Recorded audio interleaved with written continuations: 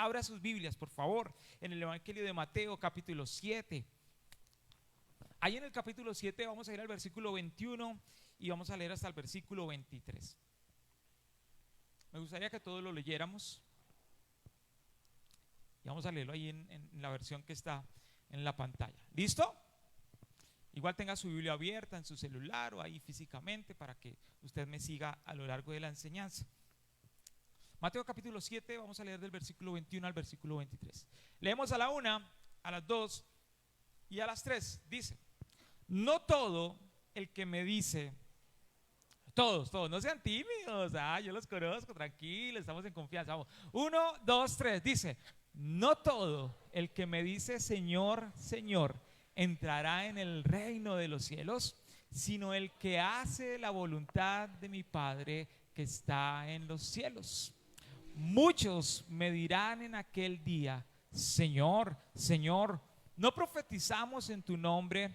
Y en tu nombre echamos fuera demonios, y en tu nombre hicimos muchas cosas, muchos milagros. Y entonces les declararé: nunca los conocí, apartados de mí, hacedores de maldad. Venimos estudiando una nueva serie desde hace 3 domingos que la titulamos El Reino. Hemos dicho algunas cosas que la palabra del Señor nos ha enseñado con respecto al reino. Una de las cosas que dijimos el primer día es que Jesús venía anunciando que el reino se había acercado y que por lo tanto nosotros teníamos que arrepentirnos. Teníamos que arrepentirnos. Muy bien, me encanta tener una iglesia que tiene buena memoria. El reino de los cielos se ha acercado y entonces el Señor dice: arrepiéntanse porque el reino de los cielos se ha acercado. Decíamos que el reino de los cielos se encarga de nuestras preocupaciones, de nuestros afanes. Mirábamos el Padre Nuestro y veíamos cómo el reino de los cielos tiene que ver con el sistema de gobierno de Dios sobre nuestras vidas. Veíamos también cómo se trata del reino de Dios, el gobierno de Dios, y no de nuestro propio y egoísta gobierno. Veíamos la semana pasada con la pastora que expuso la parábola del sembrador, cómo el mensaje del reino o el reino de Dios es como una semilla que cae en nuestro corazón y nosotros decidimos en qué tipo de terreno va a caer esa semilla. Y la invitación es a que podamos ser una buena tierra donde la semilla que el Señor pone en nosotros tenga de frutos, eche raíces, buenas raíces y de buenos frutos. Y hoy vamos a ver otro concepto acerca del reino de Dios. Hay algo que dice el versículo 21: no todo el que me dice Señor, Señor, entrará en el reino de los cielos. Entonces hay una información extra que nos está dando el texto. En el capítulo 4 Jesús está diciendo: el reino de los cielos se ha acercado, arrepiéntanse. Ahora en el capítulo 7 versículo 21 me está diciendo que el reino de los cielos se ha acercado y la invitación es a que yo entre a ese reino, a que yo entre y me deje impactar, deslumbrar, impresionar de ese reino. Pero había un concepto un concepto equivocado que Jesús quería destronar de la mente, del concepto, del pensamiento de las personas, y era que las personas creían que podían participar de ese reino por sus actos. Quizás podríamos llamarlo actos religiosos. Y hay algo que sucede con los actos religiosos sin esencia. Dice el verso 21 otra vez: no todo el que me dice Señor, Señor, entrará en el reino de los cielos, sino el que hace la voluntad de mi Padre que está en los cielos. Dice un comentarista que cuando el texto dice Señor, Señor, es como esa expresión de que venga, ¿de verdad? Esa expresión de Señor, Señor, como que no me va a dejar entrar. Señor, como que haciendo reclamo, como que O cuando tu hijo te hace un reclamo, papá, de- de-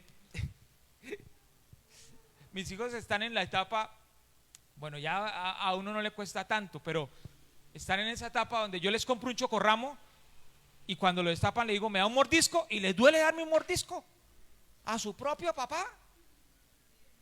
Yo le estoy dando la plata para que compre el chocorramo y le pido un mordisco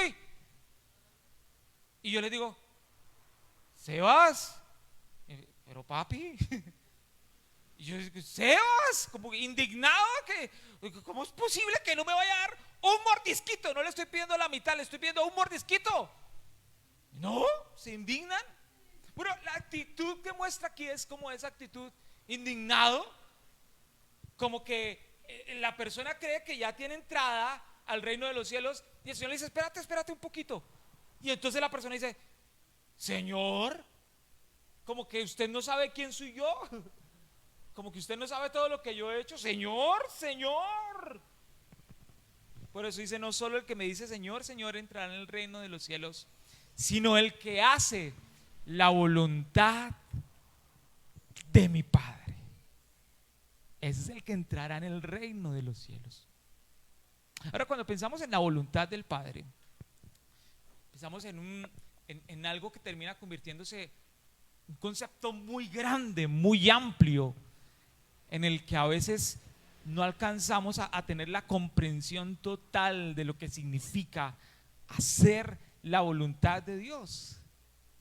La pregunta es, ¿cuál es la voluntad de Dios? ¿O cómo puedo yo saber cuál es la voluntad de Dios? Porque quizás ligeramente nos decimos en nuestra oración, Señor, yo quiero hacer tu voluntad, pero tenemos una completa claridad de cuál es la voluntad de Dios, de cómo es la voluntad de Dios, de cómo hago yo para saber la voluntad de Dios para mi vida. Porque la voluntad de Dios para mi vida quizás no sea la misma para tu vida. Quizás Dios espera cosas diferentes de mí porque mi llamado es diferente, y espera cosas diferentes de ti porque tu llamado es diferente, está enfocado hacia otra cosa. ¿Cómo conocer yo a esencia, la base? ¿Cómo puedo saber yo que estoy haciendo la voluntad de Dios? Bueno, hay unos conceptos, hay unos pasajes claros donde Dios expresa muy claramente cuál es su voluntad. Y vamos a ir a mirar algunos de ellos. El primero de ellos se encuentra en Pedro, primera carta de Pedro, en el capítulo 4. Sí, es que aquí veo borroso. Capítulo 2, verso ¿qué? Capítulo 2, verso 15. Lo primero que el Señor nos muestra en su palabra acerca de su voluntad es que su voluntad es que nosotros hagamos el bien. Dice, porque esta es la voluntad de Dios, que haciendo el bien, entonces nosotros hagamos callar la ignorancia de los hombres insensatos. Y es claro Dios en cuanto a su voluntad con respecto a nuestras vidas en este texto. Lo primero que nos dice el Señor es que la voluntad de Dios es que usted y yo hagamos el bien. Lo segundo que el texto bíblico nos muestra en cuanto a la voluntad de Dios se encuentra en la primera carta a los tesalonicenses. La segunda voluntad de Dios para nuestras vidas es nuestra santificación. Dice, porque la voluntad de Dios es nuestra santificación. Y fuimos claros hace 2 domingos atrás donde hablábamos que, no, hace 3 domingos atrás, o hace 4, bueno, atrás, donde decíamos que la santificación tiene que ver con ese proceso de purgar, donde sale lo que nos sirve, porque el Espíritu Santo me limpia, porque el Espíritu Santo me sana, porque el Espíritu Santo quita lo que nos sirve. Y la voluntad de Dios, dice el texto bíblico también entonces, es mi santificación.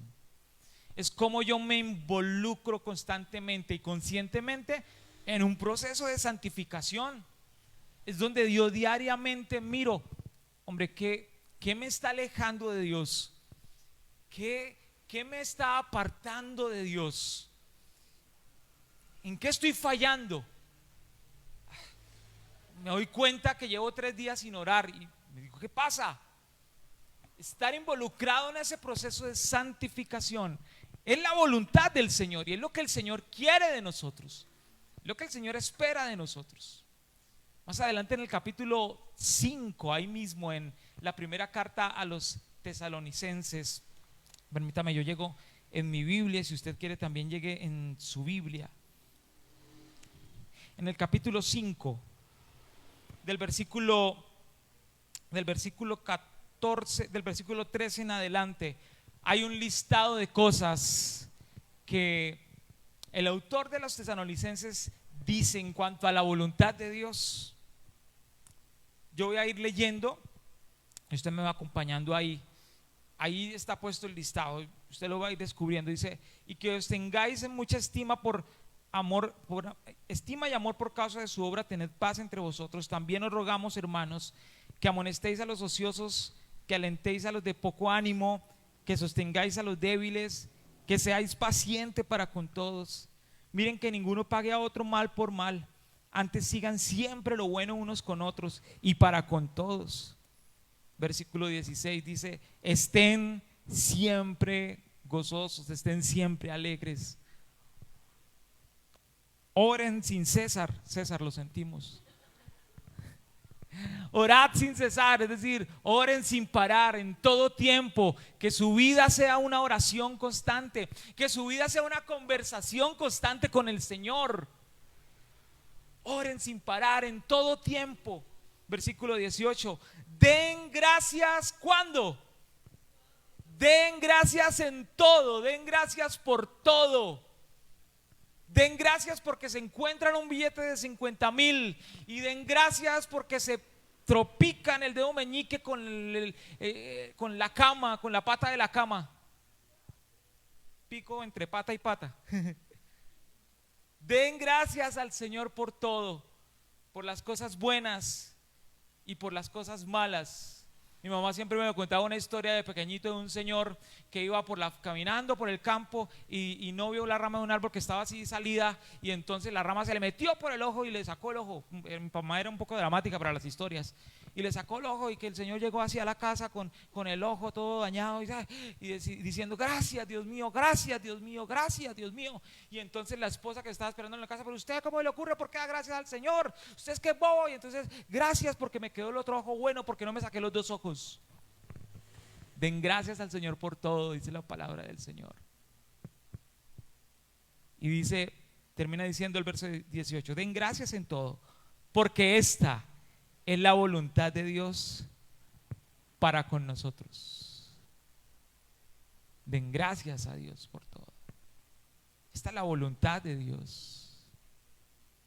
Ahora, en Romanos capítulo 12, versículo 2, también nos dice algo interesante con respecto a la voluntad de Dios. Romanos capítulo 12, versículo 2. Dice: no se conformen a este siglo, sino transfórmense por medio de la renovación de su entendimiento, para que ustedes comprueben cuál es la buena voluntad de Dios, que es agradable y que es perfecta.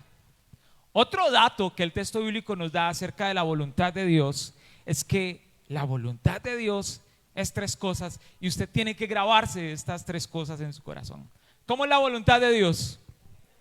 La voluntad de Dios es buena, es agradable y es perfecta.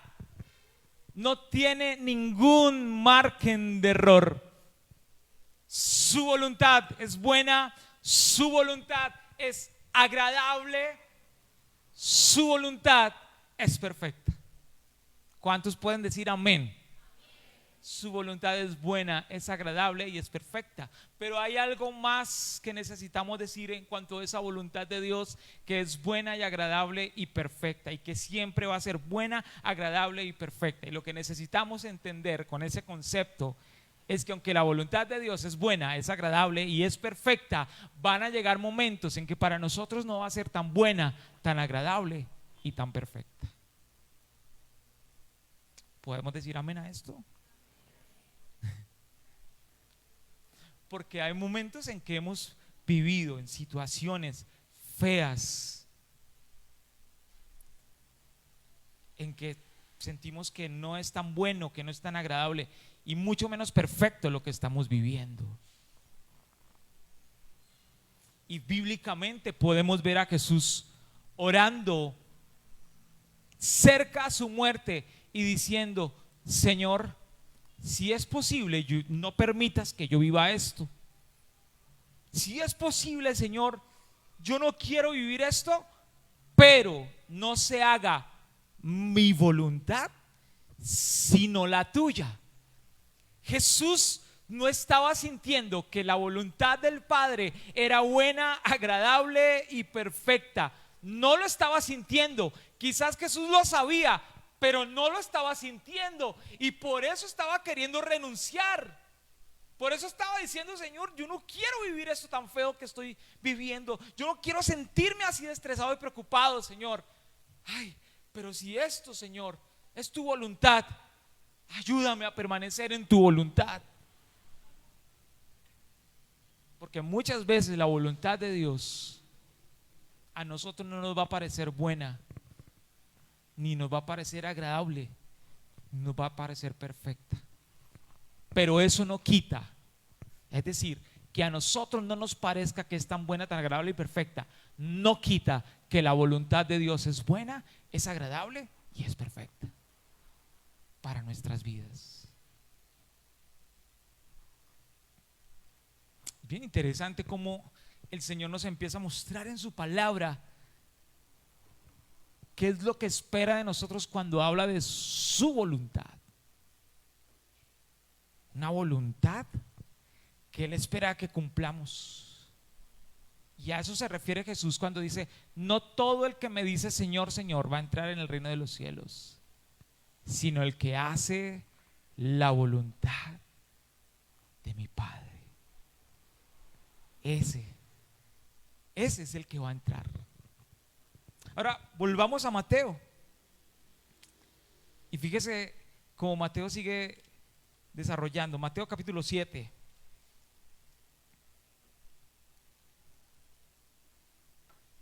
Entonces el reino es un lugar al que el Señor nos invita a entrar, pero hay ciertas cosas que necesitamos entender para entrar. Y según estos versos dice: si quieres entrar, tienes que hacer la voluntad del Padre. Y el otro concepto que termina afirmando cuál es la voluntad del Padre es invitándolos a que miren hacia atrás de lo que Él acaba de hablar. Jesús está terminando un sermón, como en este momento yo estoy terminando. Estaba terminando, acababa de decir cosas. En otras palabras, lo que Jesús dice: ustedes quieren entrar en el reino de los cielos, miren lo que yo les acabo de decir, vívanlo.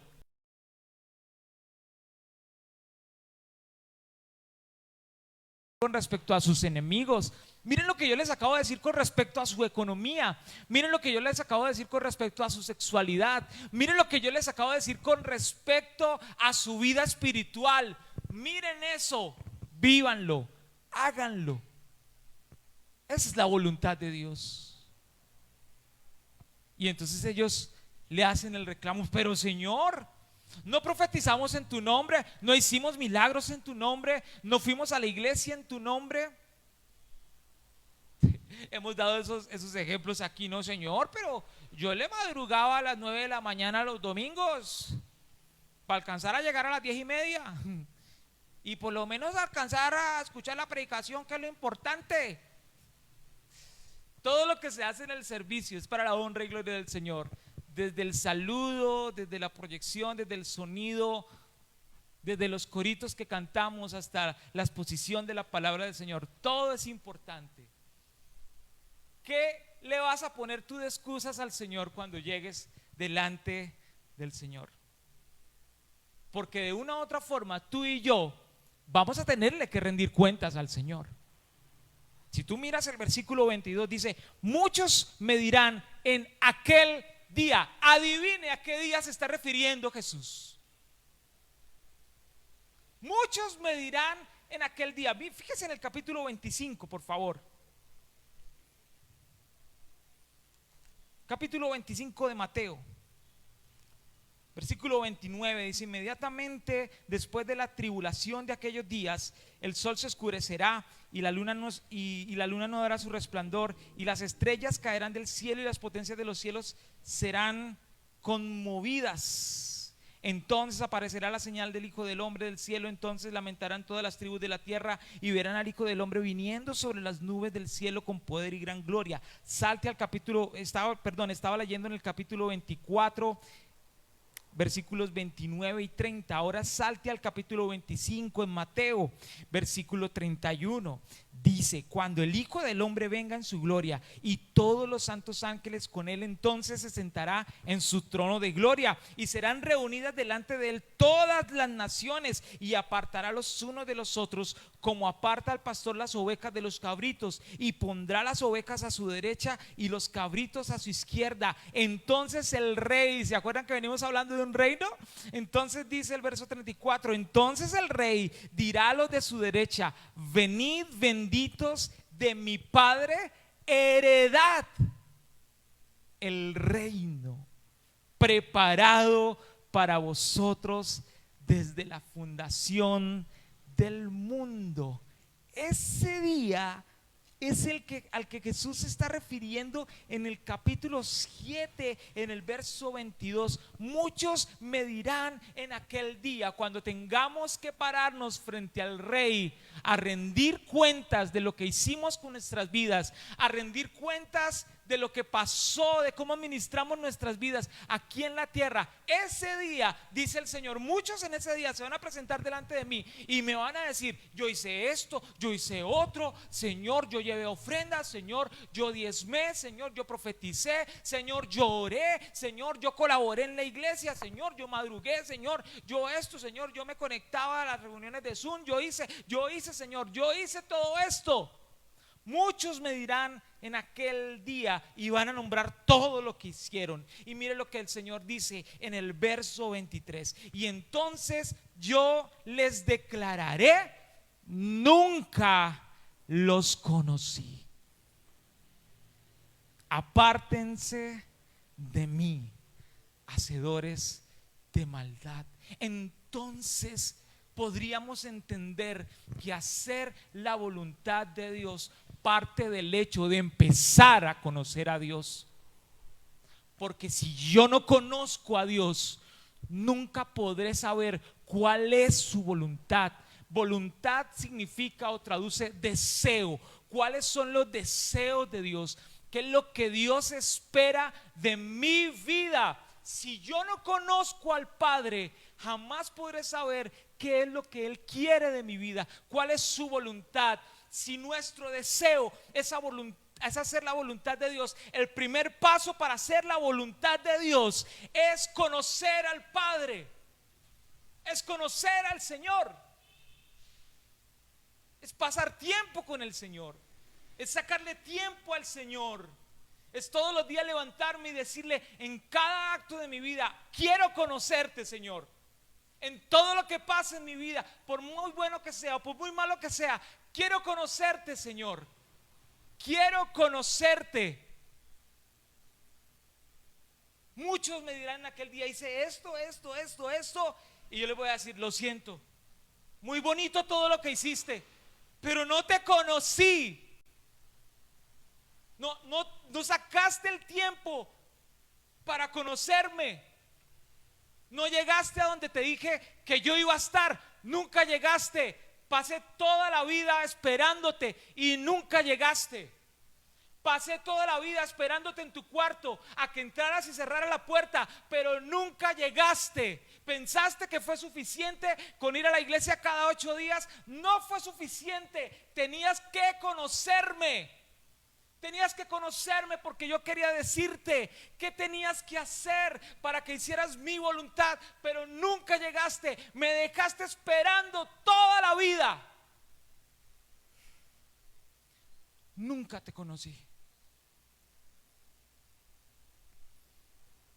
Pero Señor, yo dice, sí, muy bonito todo lo que hiciste, pero nunca te conocí.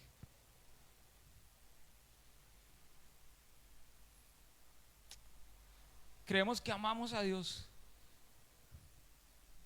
pero se nos ha perdido de vista la voluntad de Dios. Y como perdimos de vista la voluntad de Dios, estamos haciendo la voluntad equivocada. Y saben, a veces se nos ha perdido la voluntad de Dios y no nos hemos dado cuenta. No nos damos cuenta. Y a eso yo lo llamo el efecto chancleta. ¿Cuántos tienen chancleta? Dígame amén. 3 puntadas o las clásicas, las marrones, gruesas. ¿Usted no le pasa que cuando se sienta en la mesa, usted se quita la chancleta sin darse cuenta? Y cuando se va a parar, usted empieza a buscar la chancleta con el pie. ¿O es a mí el único que me pasa esa vuelta? Y uno no encuentra esa bendita chancleta. Sí, bro. Y uno empieza a pelear con uno mismo. No, la tengo que encontrar, yo no voy a mirar. Y uno busca. Y la empieza, se quita uno la otra chancleta y empieza con los 2 pies a buscar. Y después va a buscar la otra y tampoco la encuentra. Es una cosa, yo no sé, como si allá debajo de la mesa existiera un mundo, un universo que se mueve, una cosa, un mundo externo. Yo no sé. Pero uno se le pierde la chancleta, uno no se da cuenta dónde la deja, y cuando la empieza a buscar es difícil encontrarla. Uno es tan orgulloso a veces que decide, me paro descalzo. Y a veces yo no sé, pero uno ya ha agotado todas las posibilidades, y mira, y está ahí. Está ahí nomás la chancleta. ¿Por qué no mirar a Dios? Porque yo estoy seguro que si lo miramos, si tratamos de buscar el punto donde abandonamos la voluntad de Dios, Él va a estar ahí más cerca que nunca.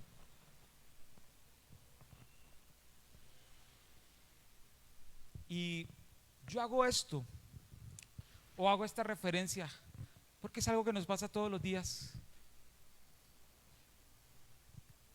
Y todos los días nosotros necesitamos preguntarnos, ¿dónde está la voluntad de Dios en mi vida?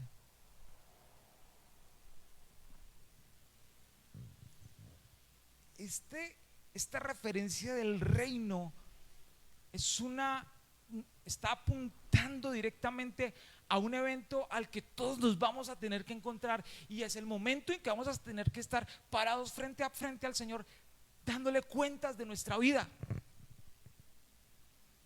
diciéndole al Señor qué hicimos con nuestra vida.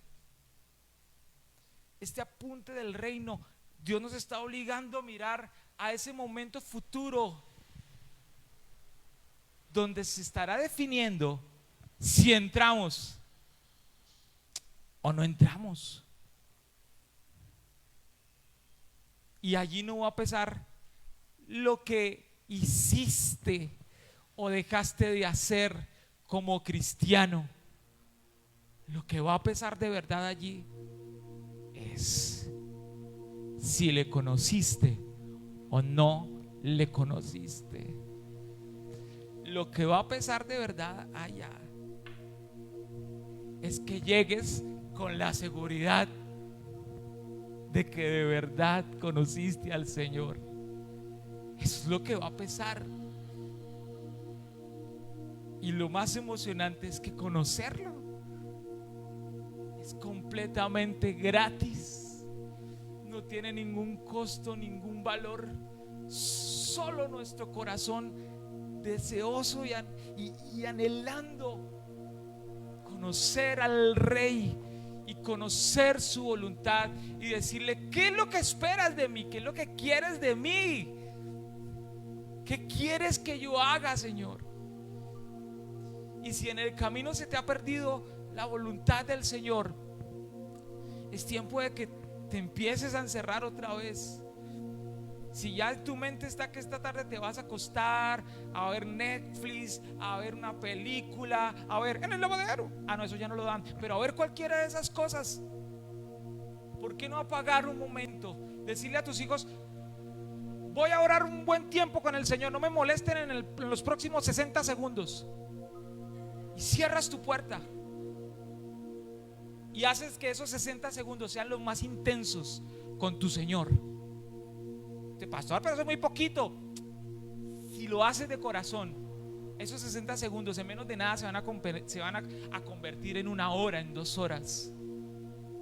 Porque el que empieza a conocer a Dios de verdad empieza a experimentar la sensación de que necesita pasar más tiempo con el Rey.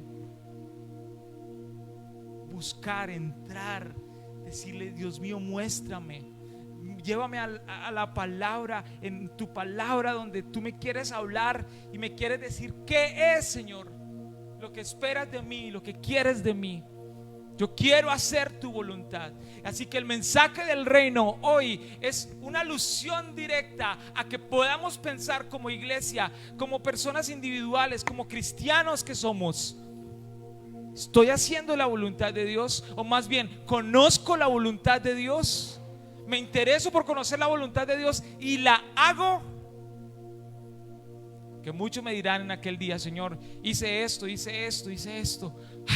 Pero el Señor va a decir: lo siento, muy bonito, te ibas muy elegante a la escuela dominical, muy bonito, llegabas, participabas, cuando llevabas esa libra de arroz para la canasta de amor, ay, qué bendición, sí, especial, yo lo considero. No comprabas en de uno, te ibas para Carrefour y eso allá más caro, qué bueno que hiciste eso. Pero no te conozco. No te conozco. Nunca sacaste el tiempo para llegar donde yo te estaba esperando. No te conozco. Y la invitación directa, iglesia, es para que a partir de hoy nuestra vida se convierta en una constante búsqueda para conocer la voluntad de Dios y entonces poder entrar en el reino de los cielos. Cierre sus ojos, por favor, por un momento.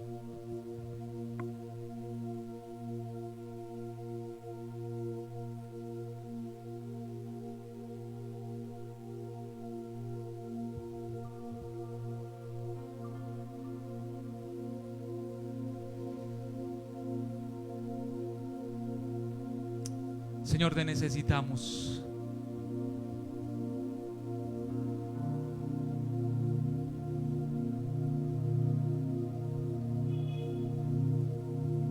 Si sabe esta canción, terminemos este tiempo declarándole al Señor esta oración, diciéndole: Señor, enséñame a vivir por ti.